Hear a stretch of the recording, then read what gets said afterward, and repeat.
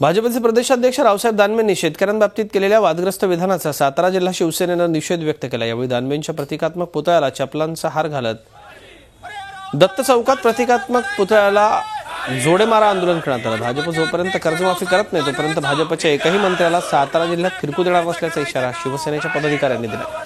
तर दानवेंच्या बेताल वक्तव्याचा धुळे जिल्ह्यामध्ये राजकीय पक्षांनी जोरदार समाचार घेतला। शिवसेना आणि काँग्रेसच्या वतीने जोरदार आंदोलन करण्यात आले। शिवसेनेचे पदाधिकारी आणि कार्यकर्त्यांनी दानवेंच्या वक्तव्याचा जाहीर निषेध केला। भाजपचं सरकार शेतकरी विरोधी आहे। दानवे याचं प्रातिनिधिक उदाहरण असून या सरकारचा आणि दानवेंच्या वक्तव्याचा यावेळी जाहीर निषेध करण्यात आला।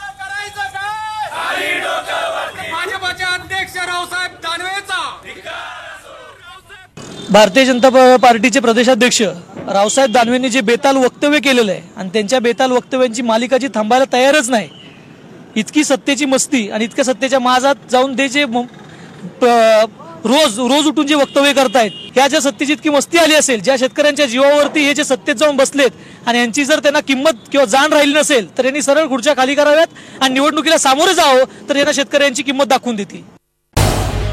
झी 24 तास रहा एक पाऊल पुढे।